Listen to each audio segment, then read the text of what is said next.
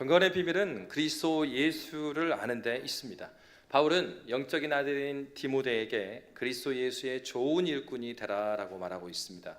그러면 오늘 본문에서 성경에서 말하고 있는 좋은 일꾼이 무엇인가? 우리는 보통 좋은 일꾼 하면 나름대로 우리가 알고 있는 좋은 일꾼을 떠올립니다. 그러면 주님 몸된 교회를 잘 섬기려고 할 때 어떻게 섬겨야 됩니까? 라고 할 때 누군가처럼 섬겨라 이렇게 말을 하죠. 그러면 과연 성경에서는 바울이 말하는 그 좋은 일꾼의 특징은 무엇인가 하는 것을 오늘 살펴보도록 하겠습니다. 우리 6절 말씀입니다. 6절 함께 읽도록 하겠습니다. 내가 이것으로 형제를 깨우치면 그리스도 예수의 좋은 일꾼이 되어 믿음의 말씀과 내가 따르는 좋은 교훈으로 양육을 받으리라. 아멘. 여러분, 첫 번째로 중요한 것은 좋은 일꾼의 특징은 내가 이것으로 형제를 깨우치는 사람입니다. 그렇다면 이것이 무엇인가? 오늘 4절 5절 말씀에 오늘 본문 바로 앞에 있죠. 우리 4, 5절 말씀에 이런 말씀이 있습니다. 우리 4, 5절 말씀 함께 읽겠습니다. 하나님께서 주신 모든 것이 선함에 감사함으로 받으면 버릴 것이 없나니 하나님의 말씀과 기도로 거룩하여 집니다. 아멘. 우리가 이미 살펴봤던 것처럼 결혼을 하지 않으면 그러면 자유를 경험하게 되고 그리고 더욱더 경건에 힘쓸 수 있다. 이것이 에베소 교회에 있었던 거짓 교훈이었습니다. 그럴 뿐만 아니라 음식을 먹는 것, 이것을 먹고 이것을 먹지 말고 그것을 잘 준수하고 행하면 그러면 경건에 이룰 수 있다라는 거짓된 가르침을 거짓 교사들이 가르쳐 왔습니다. 여러분, 그것을 대표적으로 말한다면 금욕주의죠. 그래서 어떻게 생각한다고 그랬어요? 무엇인가 자기의 정욕을 절제하면 그러면 그 삶을 추구하면 더 경건한 삶을 살 것 같은 생각. 그럴 뿐만 아니라 교회에서 전해 내려오는 수많은 지켜야 될 것들을 지키면 그러면 더욱더 거룩해질 것 같은 생각. 그러나 오늘 성경은 사도는 뭐라고 말했습니까? 무엇으로 거룩해진다고 그랬어요? 하나님의 말씀과 기도로 거룩해진다라고 말하고 있습니다. 여러분, 바울 사도는 자신은 디모데에 갈 수가 없는 형편입니다. 그래서 바울이 이렇게 말한 것이 아니었어요. 내가 아주 훌륭한 지도자를 너에게 보내주겠다. 누구를 보내줘서 그 사람이 너를 거룩하게 할 것이다. 뭐 이런 식으로 말한 것이 아니고, 또는 내가 지금 이 편지를 통해서 너에게 이 프로그램을 알려줄 테니까 아주 새롭고 트렌드에 맞는 프로그램을 돌리면 그러면 교회가 부흥하고 참다운 회심이 있고 경건에 이를 수 있다. 이렇게 말하지 않습니다. 사도 바울이 말했던 것은 바로 이것으로 형제를 깨우치는 사람이 좋은 일꾼이다. 그러니까 이것이 말씀과 기도죠. 그러니까 말씀과 기도로 형제를 깨우치는 사람이 좋은 일꾼이다 하는 것입니다. 그런데 여러분, 이런 좋은 일꾼이 되려면 오늘 본문에 6절은 네가 이것으로 형제를 깨우치면 하고 끝나지 않아요. 우리 6절 말씀 다시 한번 볼까요? 6절 말씀 다시 한번 함께 읽습니다. 내가 이것으로 형제를 깨우치면 그리스도 예수의 좋은 일꾼이 되어 믿음의 말씀과 내가 따르는 좋은 교훈으로 양육을 받으리라. 아멘. 여러분, 지금 좋은 교사는 양육을 하는 사람입니다. 그렇죠? 양육을 하는 사람인데 사도는 지금 양육을 자기가 한다는 거예요? 받는다는 거예요? 받으리라. 무엇으로 양육을 받아요? 믿음의 말씀과 내가 따르는 좋은 교훈으로 양육을 받으리라. 여러분, 이것입니다. 바로 좋은 일꾼, 그러니까 디모데 포함한 거죠. 좋은 일꾼. 내가 주님 몸된 교회를 위해서 주님을 섬기겠다 하고 주님 내가 여기 있습니다. 나를 사용해 주십시오. 그렇게 섬겨 나갑니다. 근데 다른 많은 것들, 자신이 영혼을 섬기기를 원한 거예요. 교사로 섬기기를 원한 거예요. 구역장으로 섬기기를 원한 거예요. 그리고 하나님께서 교회를 통하여서 교사로 그리고 구역장으로 세웠습니다. 그래서 한편으로는 어떻게 생각을 했냐면 내가 영혼을 섬긴다고 생각한 거예요. 그런데 사도 바울은 그렇게 말하고 있지 않아요. 이것으로 말씀과 기도로 형제를 깨우치는데 그렇게 하면 그러니까 실제로는 나는 이 영혼을 섬기기 위해 교사로서 있고 이 영혼을 섬기기 위해 구역장으로 있단 말이에요. 그런데 네가 지금 양육을 한다 이렇게 말한 게 아니라 그렇게 하면 말씀대로 말씀과 기도로 형제를 깨우치면 양육을 받아요? 해요? 받아요. 여러분, 여기에 경건의 비밀이 있다라는 것입니다. 여러분, 이런 거죠.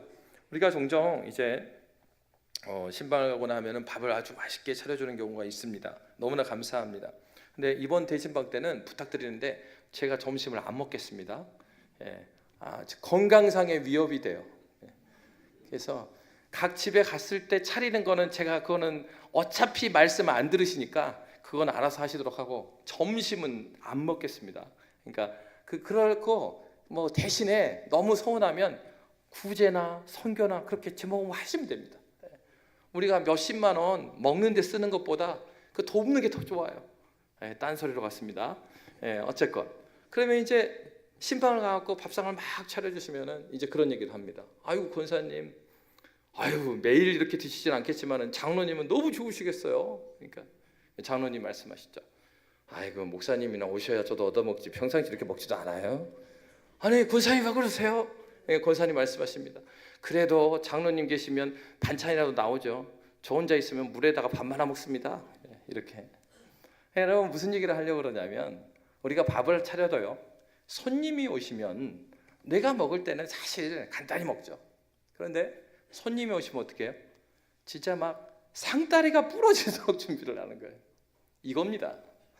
구역장으로 영혼을 섬기는 또 교사로 섬기다 보면 이런 거죠.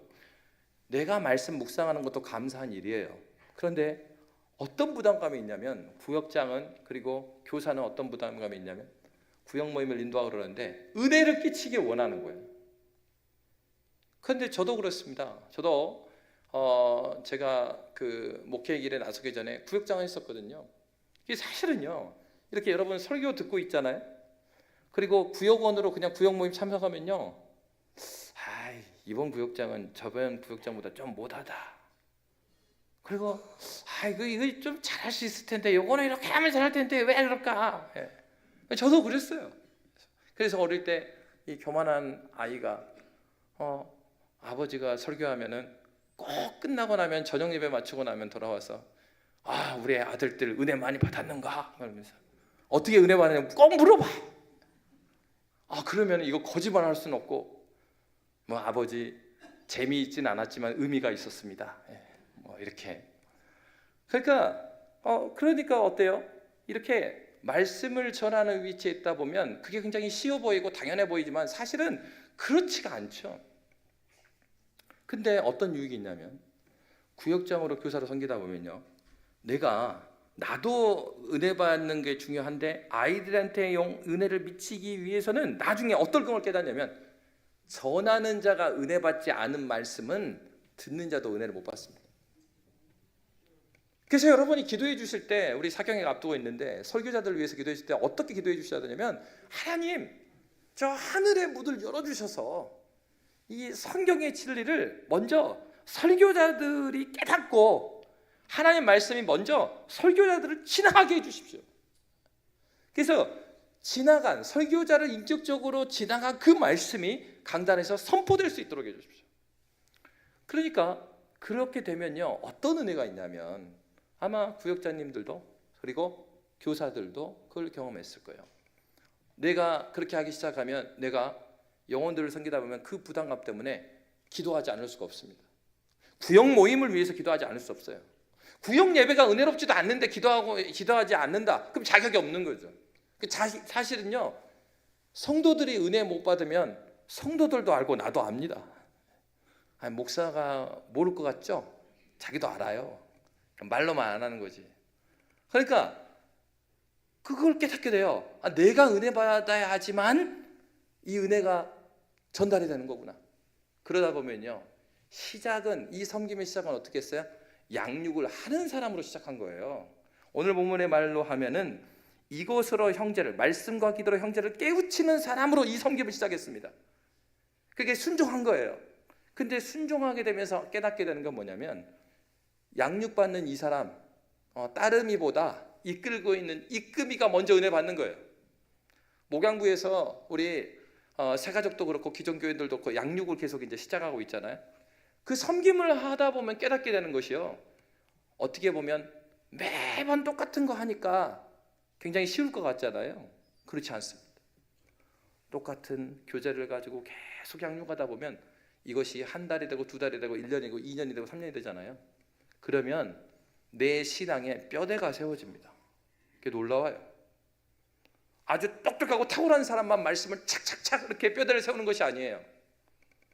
지속적으로 하나님 말씀을 가르치는 현장에 있다 보면 먼저 오늘 본문에 보니까 무엇으로 양육을 받는다고 나왔냐면 6절 말씀 다시 한번 띄워주세요. 뒤에 보면 그리스도 예수의 좋은 일꾼이에요. 무엇과? 믿음의 말씀과, 그리고요 내가 따르는 좋은 교훈의 양육을 받으리라. 첫 번째는 믿음의 말씀이라는 것은요 복음을 이야기합니다. 그리고 좋은 교훈이라는 것은 그러니까 믿음의 말씀이니까 무엇을 믿어야 될까? 그러니까 삼위 하나님이 누구냐? 예수께서 누구이시고 내가 누구냐에 대한 얘기를 다루는 거예요. 두 번째는 좋은 교훈이라는 것은 그렇게 회심한 그리스도인이라고 한다면 어떠한 인생의 목적을 가지고 어떻게 살아갈 것이에 대한 얘기, 바로 이 말씀으로 양육을 받으리라. 여러분, 영혼을 섬기시는 유익은 바로 여기 있습니다. 내가 영혼들을 섬기기 이전에요 하나님께서 주의 복음의 믿음의 말씀과 복음의 교훈으로 나를 먼저 변화시켜 주십니다. 제가 권하기는 여기에 있는 모든 분들이 영혼을 섬기는 그 섬김 가운데 있기를 주의 이름으로 축복합니다. 주님은 우리 모두를 제자 삼으라는 명령으로 우리를 초청하셨어요. 예수께서 승천하실 때 그를 바라보고 있는 제자들에게 남기신 마지막 유언이 대위임 명령이 무엇입니까? 제자를 삼으라는 것이었습니다. 궁극적으로 내가 지금은 영혼을 섬기는 그 자리를 가지고 있지 않으나 그러나 우리는 궁극적으로 영혼을 섬기는 자리에 부르심을 받았다라는 것을 믿으시기 바랍니다. 그래서 가정에서 부모는 직분자라고 그랬죠. 부모는 자녀에게 복음의 말씀을 증거해야 될 책임이 있고요 그런 특권을 가지고 있는 사람들입니다. 바로 말씀으로 영혼들을 먹이려고 할 때 자기의 영혼의 변화가 먼저 일어나는 것이죠.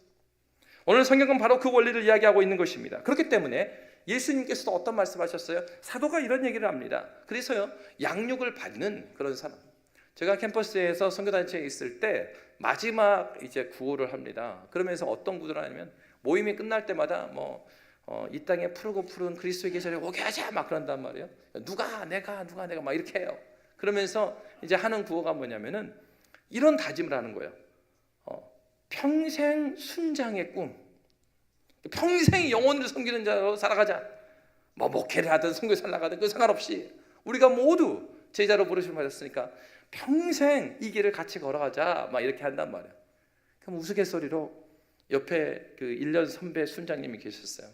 그 순장님이 항상 이렇게 앞에서 바른 구호를 외치면 같이 외치는 것 같이 하면서 다른 구호를 외쳐. 바른 구호, 다른 구호.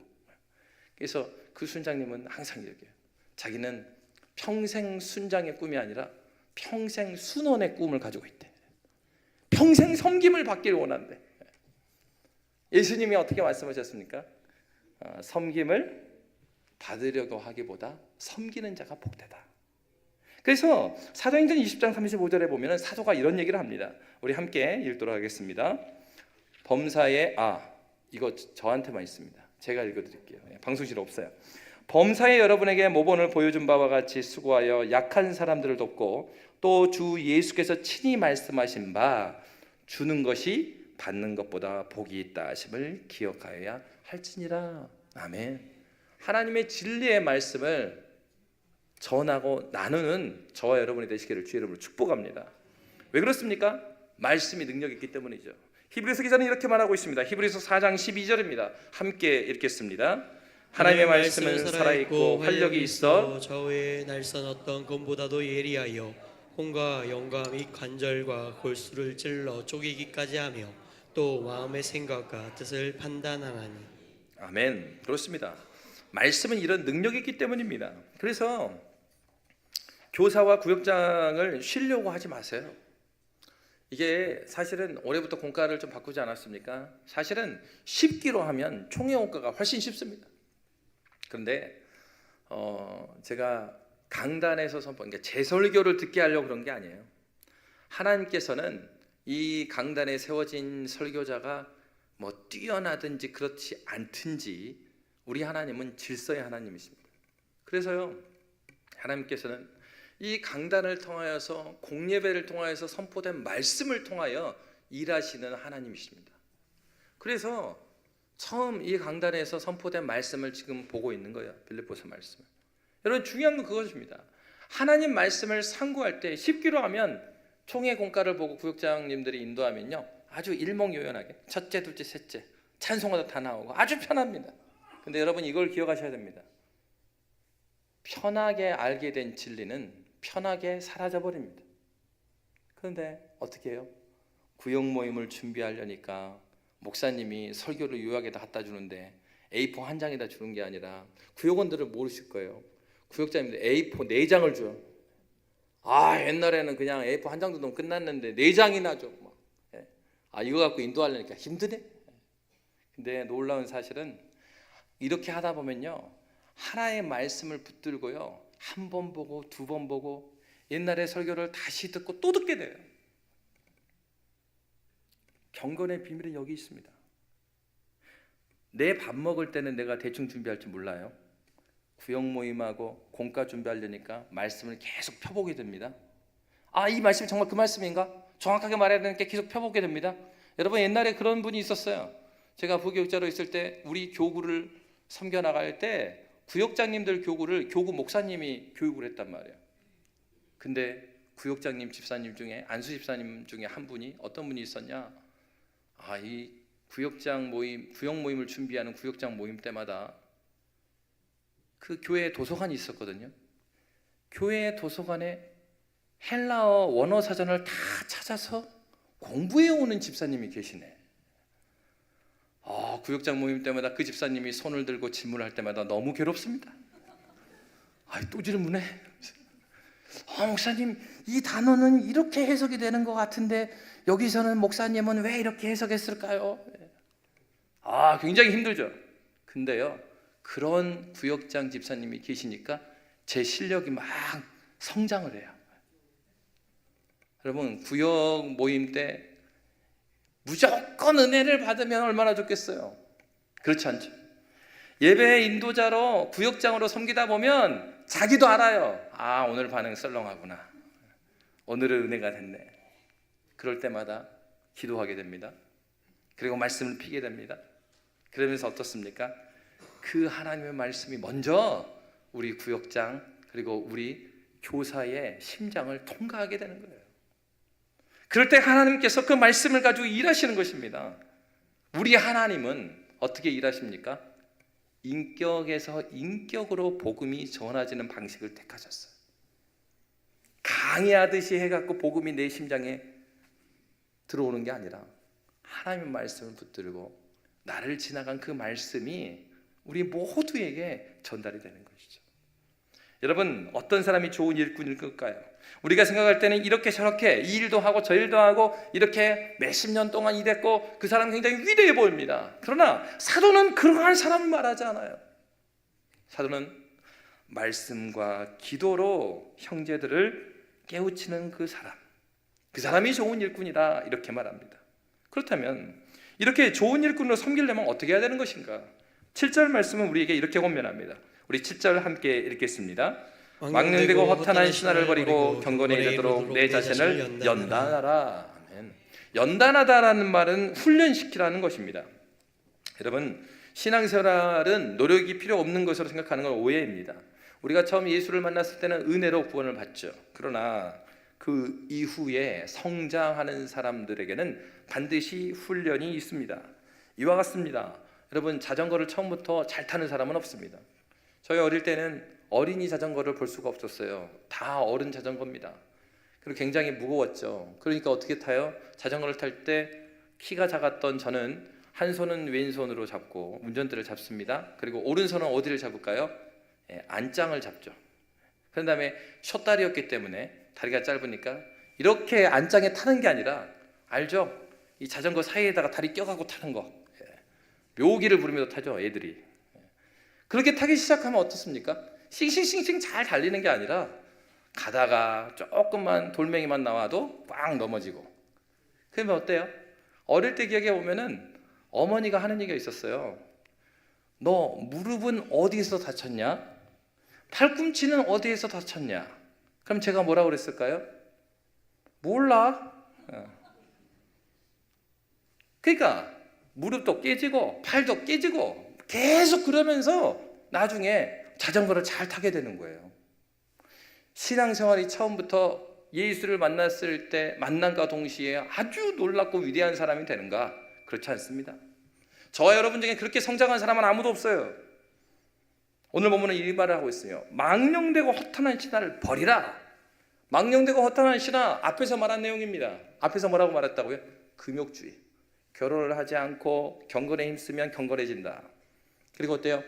먹는 거, 이거 율법에서 말한 거, 이걸 먹고 이걸 먹지 않으면 그러면 경건해진다. 다시 말하면 금욕주의와 율법주의를 말하는 거예요. 금욕주의하고 율법주의는요, 다른 것 같지만 굉장히 비슷합니다. 어떤 면에서 비슷합니까? 금욕주의도요, 내 의지로 인간의 정욕을 막아보겠다는 것입니다. 율법주의도요, 소위 경건하게 만들어준다고 하는 수많은 규례들을 다 지켜 행하면 의롭게 된다는 것이에요. 둘 다 공통점은 인간의 의지가 중요한 것입니다. 그러니까 금욕주의나 율법주의나 드러나는 것이 그리스도의 의가 아니에요. 목사님, 제가 이건 자랑은 아니지만, 그 말은 지금 자랑하겠다는 얘기입니다. 목사님, 자랑은 아니지만 제가 1년에 금식기도 40일 2번씩 합니다. 그럴 때는 또 목소리가 좀 깔아요. 금식기도요. 40일 금식한대요. 목사님 해보셨습니까? 혹시 실례하지만 말하지 말아야지. 네, 실례하지만 목사님 40일 금식기도 해보셨습니까? 안 해봤는데요. 그게 어때? 40일 기도하고, 그리고 뭐뭐뭐 하고 하고 뭐를 드러내는 겁니까? 금식을 왜 합니까? 성경에 보면 금식을 하는 이유는 있어요. 구약에서부터 금식을 하는 이유가 있습니다. 금식을 하는 이유는 하나님께 집중하기 위함이에요. 하나님께 나아가고 하나님께 집중해서 기도하기 위해서 금식하는 것입니다. 인간의 그러한 기본적인 욕구를 제하고 그것마저도 그리스도 예수를 바라보는 데 쓰겠다는 것입니다. 그러니까 정말로 40일 금식도를 제대로 했다면 그 결과는 그의 입술에서, 그의 표정에서, 그의 삶에서 드러나는 것은 예수의 향기여야 될 것입니다. 그런데 예수의 향기가 드러나기보다는 목사님, 내가 이것도 해놨고 이것도 해놨고 목사님, 내가 교회가 어려울 때, 다른 사람 다 떠날 때 내가 교회를 지켰고 우리 가족이 교회를 지켰고, 교회 위에 서야 될 의가 있다면 그것은 그리스도 예수의 복음의 의 외에는 없습니다. 우리가 자랑할 것은 그리스도의 의밖에 없어요. 우리의 의는 십자가에 못 박혀야 될 대상이에요. 금욕주의나 율법주의가 만들어 놓는 것은요, 내가 그래도 이런 사람이다, 이런 거라는 거예요. 복음의 은혜를 경험하지 못한 사람은 많은 어려움을 통과해도요, 내가 그것을 견뎌냈다라고 자랑합니다. 그러나 바울 선생은 무엇이라고 말했습니까? 내가 자랑할 것은 뭐밖에 없다고요? 십자가밖에 없다. 여러분, 그렇습니다. 오늘 바울 사도는 그 얘기를 하고 있는 것입니다. 망령되고 허탄한 신화를 버려라. 인간적인 노력으로 무엇을 할 수 있을 것이라는 생각을 버려라. 어떤 고난이 온다 하더라도 그 고난을 지켜내고 하는 것은 자기 성격으로 고난을 이겨내잖아요. 그러면 실제로 이기는 게 아니고 자기 성격이 망가집니다. 하나님께서 허락하신 고난은 하나님의 은혜로 극복해야 되는 거예요.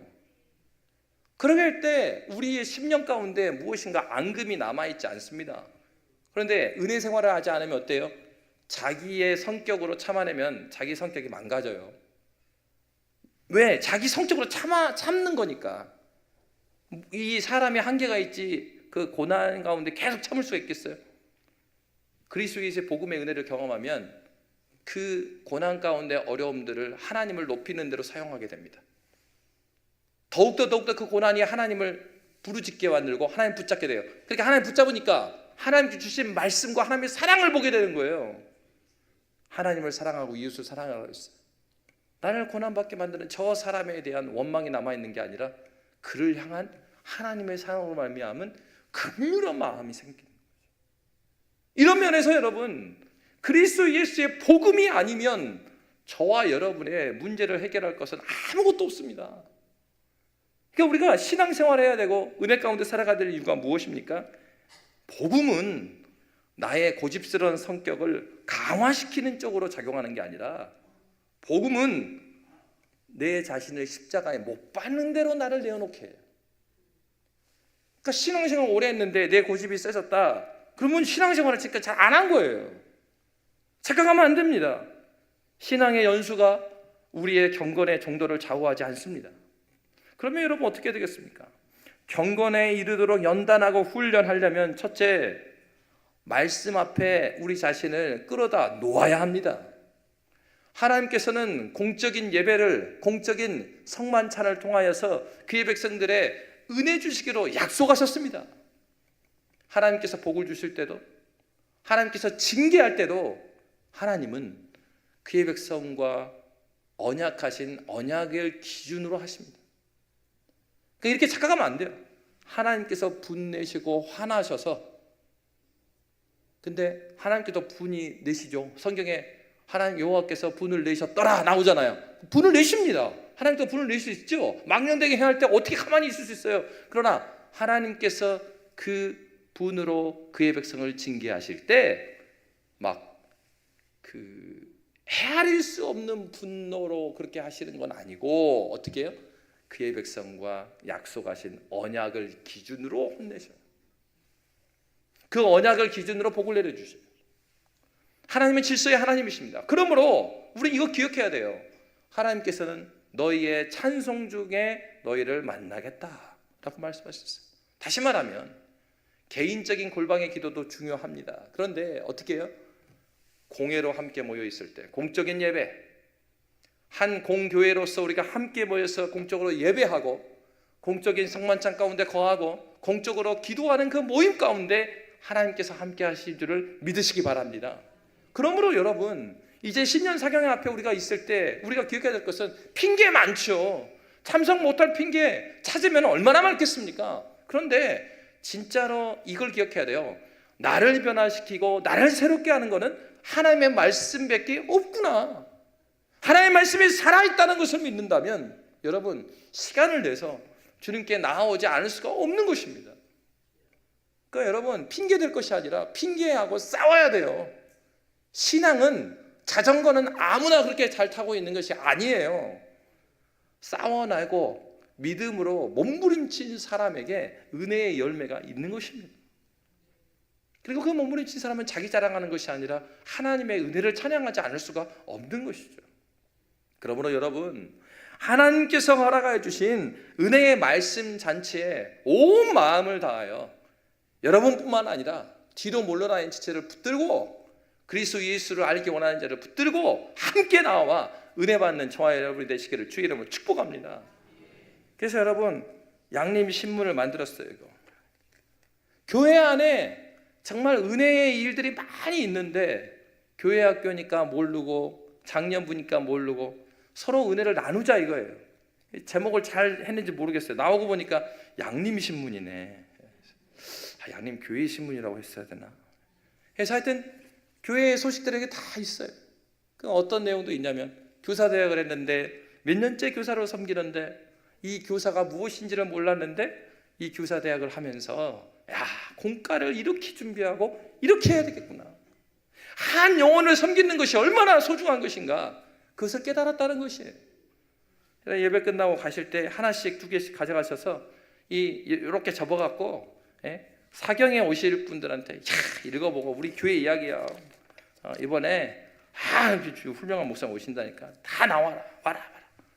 함께 은혜 받는 저와 여러분 되시길 주의 이름으로 축복합니다. 그러면 여러분, 이런 겁니다. 그러면 왜 이러한 경건을 훈련해야 되는가? 사도는 8절부터 10절까지 이렇게 말하고 있습니다. 우리 함께 읽도록 하겠습니다. 8절부터 10절입니다. 함께 읽습니다. 육체의 연단은 약간의 유익이 있으나 경건은 범사에 유익하니 금생과 내생의 약속이 있느니라. 이보다 이 말이여, 모든 사람들이 받을 만하도다. 이를 위하여 우리가 수고하고 힘쓰는 것은 우리 소망을 살아계신 하나님께 두미니 곧 모든 사람, 특히 믿는 자들의 구주시라. 아멘. 육체의 연단과 비교하고 있어요. 그러니까 육체적으로 운동을 할 수도 있겠죠. 육체의 연단은 약간의 유익이 있다. 여러분 사실 저도 과거에 한 2년 정도 아주 격한 운동을 해봤습니다. 그래서 크로스핏이라고 운동이에요. 자랑하는 건 아니에요. 그 따라하다가 여러분 굉장히 병원에 가실 수 있습니다. 이게 과격한 운동인데 그 운동을 하다 보면 정말 매일 아침마다 고민하게 됩니다. 새벽 4시에 운동을 하고 나니까 새벽 4시에 자동으로 깨지더라고요. 그리고 나서 다 이제 새벽 기도를 마치고 체육관으로 갑니다. 체육관으로 가면 코치가 준비 운동을 쭉 시키고 그날의 운동을 짜옵니다. 그래서 그날의 운동을 막 합니다. 그런데 코치가 우리 교구 집사님이었어요. 그래서 유독 그 시간에 같이 하는 사람이 10명 있는데 이렇게 코스를 돌면서 운동하는데 저만 따라다니는 거예요. 그 집사님이 이렇게 이거 있잖아요. 이렇게 몸을 이렇게 폈다가 내려갔다가 올라오는 거. 그걸 하는데 제가 좀 이렇게 살이라기보다는 뼈가 무거운 스타일입니다. 제가. 그래서 이게 내리려고 하면 힘들어요. 그러면 이제 옆에서 집사님이 숫자를 세줍니다. 목사님 잘하고 계십니다. 하나.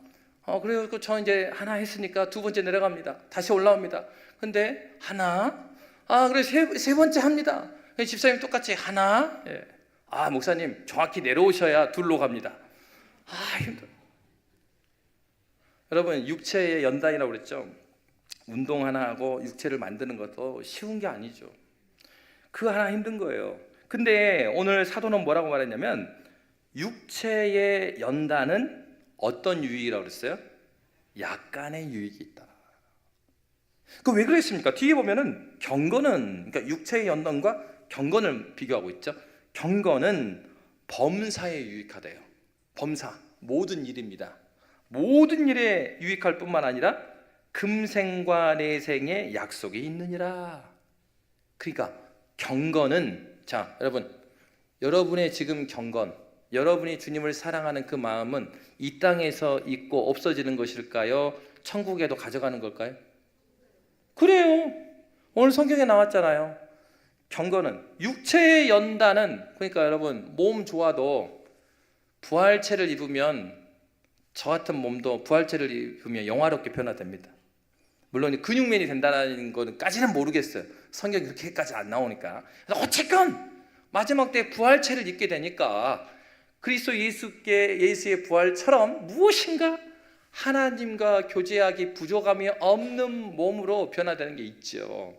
근데 중요한 건 경건은 범사에 유익하고요, 금생과 내생에 약속이 있느니라. 여러분 이런 거 없습니다. 이 땅에서 신앙생활 대충 해갖고요, 그래서 이런 경우 있죠. 마지막 때 예수 믿고 돌아가시는 걸 보고 잘못 생각하는 사람이 뭐라고 하냐면, 야, 저 사람 부럽다. 평생 자기 할 거 다 하고 그리고 천국 갔잖아. 그러면 그렇게 해서 하나님 나라 가신 분이 영적인 나이가 여기서 1살로 예수 만나서 하나님 나라 가요? 그럼 하나님 나라 가서 만나면 그분의 나이, 영적인 나이가 몇 살 돼 있었을까요? 1살인데 90세 돼 있을까요? 아니란 얘기예요. 오늘 본문에 그러고 있잖아. 경건은 범사에 유익할 뿐만 아니라 금생과 내생의 약속에 있느니라. 이 땅에서부터 하나님을 알아가고 신앙을 생기고 예수를 만난 거에서 멈추지 않고 더욱더 하나님을 알아갈 이유가 무엇입니까? 하나님께 살아간 충만한 은혜가 무엇인지를 그 나라 가서도요, 더욱더 아침마다 새롭고 늘 새로운 하나님의 어떠하심을 충만히 경험하게 되기 때문입니다. 여러분, 성경은 분명히 우리에게 말하고 있습니다. 약간의 유익과 범사의 유익, 금생과 내생의 약속에 대해서 이야기를 합니다. 그리고 이 말씀을 그 당시에도 믿지 않는 사람들이 있었겠죠. 그래서 9절에 이렇게 말합니다. 미쁘다 이 말이여 모든 사람이 받을 만하도다. 미쁘다, 믿을 만하다는 것입니다. 이를 위하여 우리가 수고하고 힘쓰는 것은 우리 소망을 살아계신 하나님께 두미니 곧 모든 사람, 특히 믿는 자들의 구주시라. 아멘. 주님께서 모든 사람의 구주가 되실 뿐만 아니라 특별히 누구한테요? 믿는 자들에게. 우리는 어떤 사람들입니까? 죽어있는 하나님을 믿는 사람이 아니에요. 오늘 성경에서 10절에서 말한 것처럼 살아계신 하나님께 소망을 두는 사람들, 그 사람들이 좋은 일꾼입니다. 여러분에게는 어떤 소망이 있습니까? 여러분의 꿈은 무엇입니까? 참으로 좋은 일꾼은 하나님의 꿈이 내 꿈이 된 사람이심을 믿으시기 바랍니다. 지금도 주님은 어떤 사람을 찾고 계십니까? 하나님을 주인 삼고 하나님의 은혜로 그 말씀과 기도가 너무 충만하여서 그 말씀을 전하지 않으면 견딜 수 없는 그 사람, 그 사람이 저와 여러분이 되시기를 주의 이름으로 축복합니다. 기도하겠습니다.